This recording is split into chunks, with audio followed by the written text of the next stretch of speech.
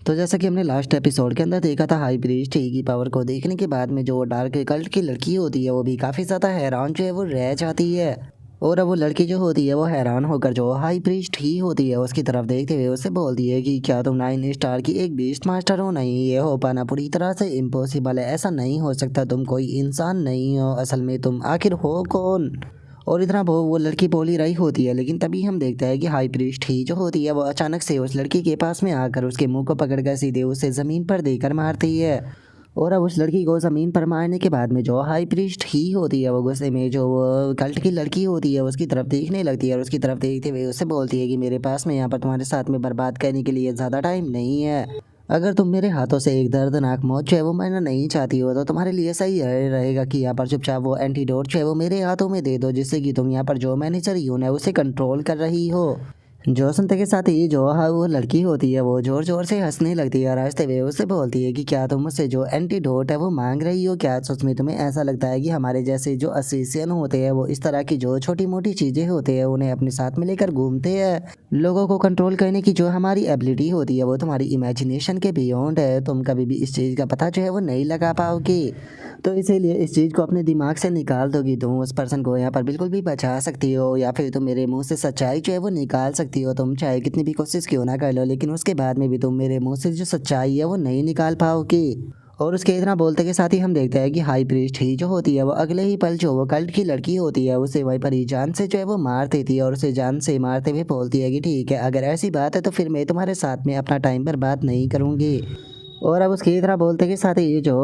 Xiao जिंग होता है वो हाई प्रीस्ट ही जो होती है उसके पास में चाहे वो आ जाता है और उसके पास में आते हुए बोलता है कि लॉर्ड रावण आपका बहुत बहुत शुक्रिया, क्योंकि अगर आज शायद आप यहाँ पर नहीं आते तो शायद मैं इन लोगों के हाथों से जो है वो मारा जा चुका होता। जो सुनते के साथ ही हाई प्रीस्ट ही जो होती है वो जियाओ सिंह से बोलती है कि तुम्हें इस चीज़ के लिए यहाँ पर मेरा शुक्रिया अदा करने की कोई ज़रूरत नहीं है, लेकिन जो गोस्ट अम्ब्रेला मैडम थी इससे यहाँ पर क्वेश्चन कर कोई फ़ायदा नहीं था, क्योंकि ये हमें कुछ भी जो है वो नहीं बताने वाली थी। तो इसीलिए अगर हम लोग जो है वो इस मैटर के पीछे आखिर असली मास्टरमाइंड जो है वो कौन है उसके बारे में पता लगाना चाहते हैं, तो उसके लिए हमें जो मैनेजर यून है उससे बात करनी होगी, वही हमें इस बारे में कोई इन्फॉर्मेशन जो है वो दे सकते हैं।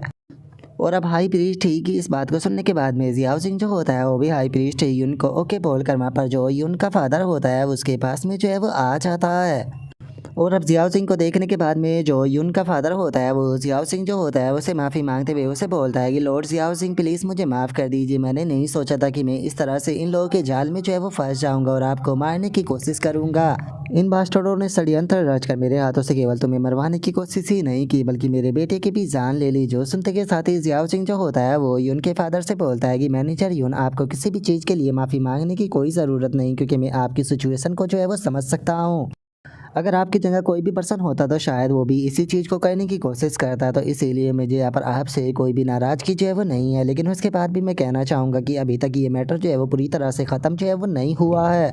जो सुनते के साथ ही जो यून का फादर होता है वो जियाओ सिंह से बोलता है कि हाँ मैं जानता हूँ मेरा क्राइम जो है वो काफ़ी ज़्यादा बड़ा है, तो इसीलिए इस चीज़ के लिए तुम मुझे यहाँ पर जो कुछ भी सज़ा देना चाहो मैं उस सज़ा को पाने के लिए तैयार हूँ। अगर तुम मेरी यहाँ पर जान भी लेना चाहते हो तो मुझे इसका कोई गम नहीं, तुम मेरी जान को ले सकते हो।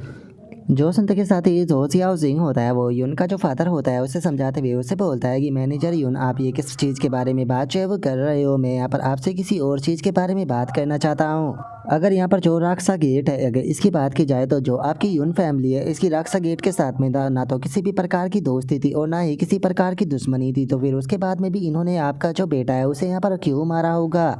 और इन्होंने केवल आपका जो बेटा है उसे केवल जान से ही नहीं मारा बल्कि यहाँ पर इन्होंने उसका जो इल्ज़ाम था वो भी मेरे ऊपर लगाने की कोशिश करी ताकि ये इस जाल के अंदर मुझे भी फंसा सके। इसीलिए मैनेजर यून मैं आपसे कुछ सवाल जो है वो पूछना चाहता हूँ, उम्मीद करता हूँ कि आप मेरे सवालों के जो जवाब है बिल्कुल सच सच देगे। मैं जानना चाहता हूँ कि जिस दिन वो इंसिडेंट हुआ उससे पहले जो यून था वो रात को किससे मिला था,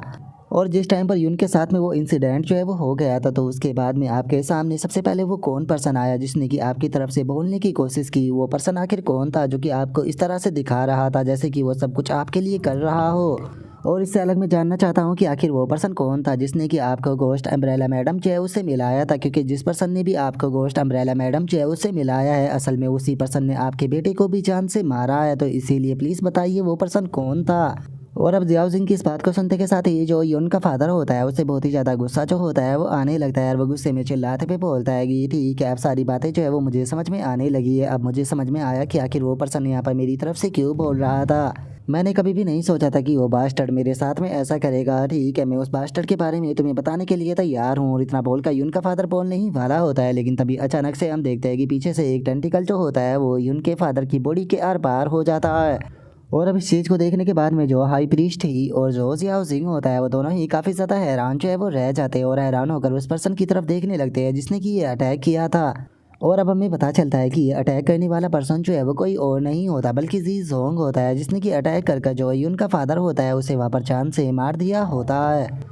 और अब जो जी जोंग होता है उसके ऐसा करने के कारण हम देखते हैं कि हाई प्रीस्ट ही जो होती है उसे जी जोंग के ऊपर काफ़ी ज़्यादा गुस्सा आ जाता है और वो गुस्से में जो जी जोंग होता है उससे बोलती है कि लॉर्ड जी जोंग, आखिर मैं जानना चाहती हूँ कि आपके ऐसे करने का ये क्या मतलब है। आखिर आपने इस पर्सन को जान से क्यों मारा। और अब हाई प्रीस्ट ही के तरह बोलते के साथ ही जो जी जोंग होता है वो मुस्कुराते हुए उसकी तरफ आने लगता है और हम देखते हैं कि उसके ऊपर हमें एक काफ़ी बड़ी सी जो आँख होती है वो दिखाई दे रही होती है। और अब उस आँख को देखने के बाद में जो जियाओ जिंग होता है वो हैरान होते हुए अपने मन में सोचता है कि ये गोस्ट स्लेयर फिजिक्स है टियर 1 का, और अगर इसकी ब्लड लाइन की बात की जाए तो ये abyss Lord illusion God quality की ब्लड लाइन होती है।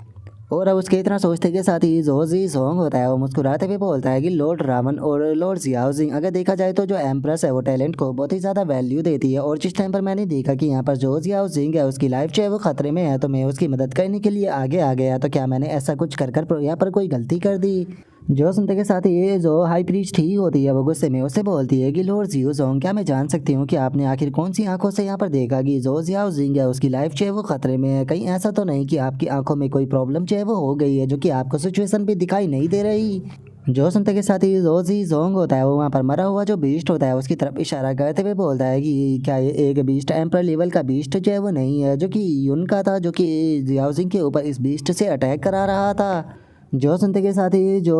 हाई प्रीस्ट ही होती है वो उससे बोलती है कि अगर ऐसी बात है तो फिर मुझे इस चीज़ के बारे में बताओ कि आखिर तुम्हें कैसे पता चला कि जो मैनेजर यून है वो यहाँ पर जियाओ सिंह को मारने की कोशिश करने वाला है, और तुम्हें तो लोकेशन के भी बारे में पता था। जो सुनते के साथ ही जो जी जोंग होता है वह हंसते हुए उससे बोलता है कि आप मेरी यहाँ पर जो इन्फ्लुएंस और जो पोजीशन है उसके बारे में तो जानते ही हो। इस प्रकार की जो इन्वेस्टिगेशन होती है उसकी इन्फॉर्मेशन को निकालना मेरे लिए बहुत ही छोटी सी बात है। और अब इतना बोलते के साथ ही जो जी जोंग होता है वो जियाओ सिंह की तरफ देखते हुए उसे बोलता है कि लॉर्ड जियाओ सिंह, इस टाइम पर जो यून और उसका फादर है वो दोनों ही मारे जा चुके हैं, तो क्या आप अभी भी इस केस को इन्वेस्टिगेशन जो है वो कराना चाहोगे, क्योंकि मुझे लगता है कि इसके अंदर और ज़्यादा इन्वेस्टिगेशन की गई तो और ज़्यादा लोग मारे जाएंगे।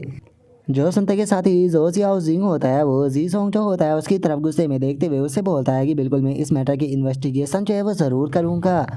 और अब जियाओ जिंग की इस बात को सुनते के साथ ही हम देखते हैं कि जो जी जोंग होता है वो भी सीरियस होकर घूरते हुए जो जियाओ जिंग होता है उसकी तरफ देखने लगता है। और जो जियाओ जिंग होता है वो गुस्से में चिल्लाते हुए बोलता है कि मैं इस मैटर को खुद अच्छे से इन्वेस्टिगेशन करूंगा और इसके मास्टरमाइंड को बाहर लेकर आऊंगा, जिसके बाद में मैं उसकी फैमिली की और उसकी जो रेपुटेशन है उसे पूरी तरह से ख़त्म जो है वो कर दूंगा। और अब जियाओ सिंह के इतना बोलते के साथ ही जो हमारा आज का एपिसोड है वो यहीं पर ही कंप्लीट जो है वो हो जाता है। तो नेक्स्ट एपिसोड के अंदर देखिए कि आगे क्या होता है। अगर आप लोगों को वीडियो अच्छी लगी हो तो लाइक करना, चैनल को सब्सक्राइब करना। मैं मिलता हूँ आप लोगों से नेक्स्ट एपिसोड के अंदर, तब तक के लिए बाय बाय गाइस।